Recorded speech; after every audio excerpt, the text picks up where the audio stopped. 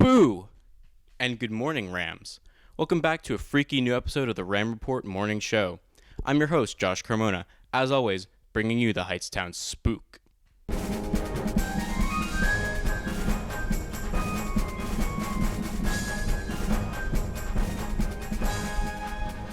A staple of Halloween in Heightstown is walking along Stockton Street, usually full of people.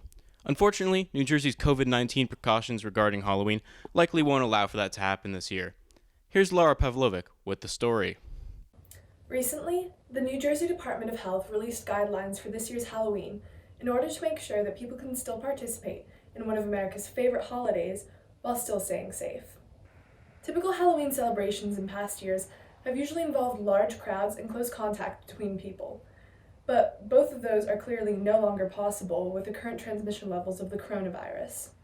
The Department of Health recommends that Halloween parties should not be held, especially indoors, and that some alternatives can include virtual costume parties and carving pumpkins with family. For those who still wish to participate in trick-or-treating, people are expected to wear masks and limit their groups to household members.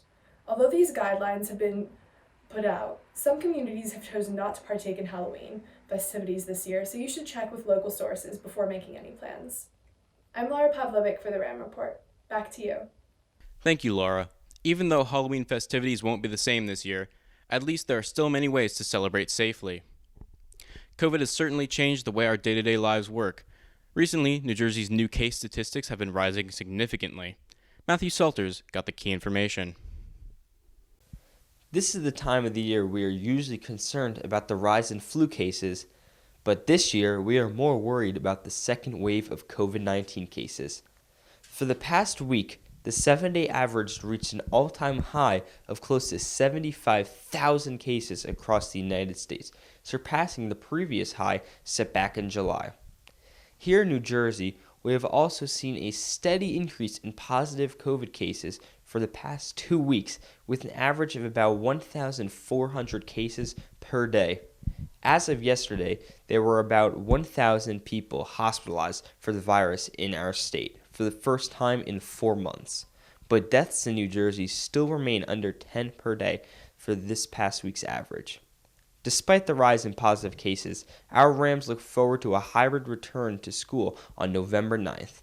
We interviewed Mr. Vinson to ask if he was concerned about the return to school coinciding with the rise in COVID cases. Honestly, since we went out in March, there's not a day that goes by that I don't think about COVID or the rise in COVID cases. It does concern me as we're getting close to our reopening on November 9th. I'm really excited to have students back in the building. So we want to try to do everything possible to make sure that that's a success.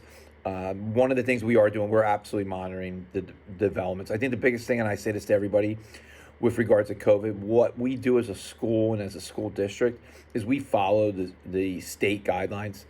We take take the lead from those guidelines. We look at what's trending, and we're going to make decisions that are based on science. And I like that when I hear that on the news. Like, we're making decisions based on science, not gut. Even though I want to come back, I'm not going to put anybody at risk. Ultimately, the decision would be with our superintendent and our board of education, and we obviously take our lead from them, but we make decisions based on the recommendations that are coming down from the DOE, the CDC.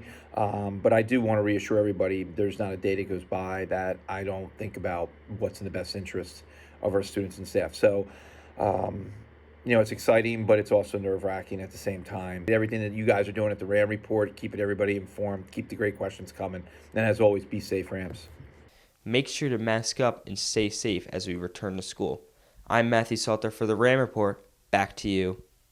Thanks, Matt. Hopefully we'll see new cases go back on the decline. And with a successful fall sports season coming to an end, we're now shifting our focus onto the winter season. Alex Fayes has more on the story. With a successful fall sports season coming to an end, we are now looking forward to the winter sports season, although Superintendent Mark Daniels has not yet ruled whether we will have a season or not. The earlier start date of mid-November has already been pushed back to early December. On October 12th, Governor Phil Murphy ruled that indoor sports could resume under strict rules and regulations, including masks on at all times except when playing, and limited guests in the facility. Even with this, students and parents are taking it upon themselves to contact Superintendent Mark Daniels to try to convince him to let us have a season. I spoke to one of these students who created a video of his own. And actually, a huge push for the fall sports season was a video made by the football team. And we've kind of taken that idea in hopes of giving the superintendent and the board a personal account from individuals of each winter sports team to show that we're all kind of connected and that even though we play different sports, we're all fighting for the same goal, which is to save our season. Having a winter sports season is so important to me for so many reasons, including that it's my last one. It's been something that I've been working towards for a long time, and given the chance to spend it with my teammates and my coaches would absolutely mean the world to me. As you can see, the students really want to have a season. It is important that we stay safe and healthy, but let's hope for the best and let's hope that we can play in the winter. I'm Alex Face with the Ram Report. Back to you in the studio. Thanks, Alex. It would be great to have another successful season for Heightstown, but it's also important to keep our athletes safe and healthy. The return to in-person learning for some of our students means the return of the infamous Heightstown High School parking lot. Given our current situation, though, transportation will definitely need to see some changes. Here's Parker Bennick with the story. With hybrid learning approaching, one of the main issues on the minds of most seniors is the ability to drive to school.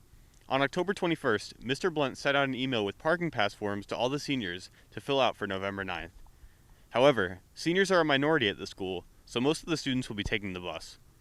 We decided to ask a few Heightstown students how they feel busing could be run safely in the age of COVID-19. Personally, I feel that it's not entirely safe to be taking the bus back to school, which is why I'll be driving.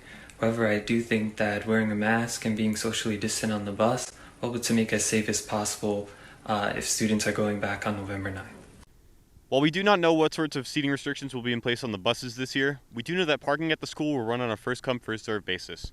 So if you are a senior and you want a good pick of your spot, make sure to get to school early on November 9th. I'm Parker Bennick with the Ram Report. Back to you. Thank you, Parker. Hopefully the parking lot is much less of a headache this year for our driving students. And that concludes this week's Spooky Ram Report. Thanks for tuning in and come back next week for more Heightstown news. Enjoy your Halloween weekend and have a ramtastic day.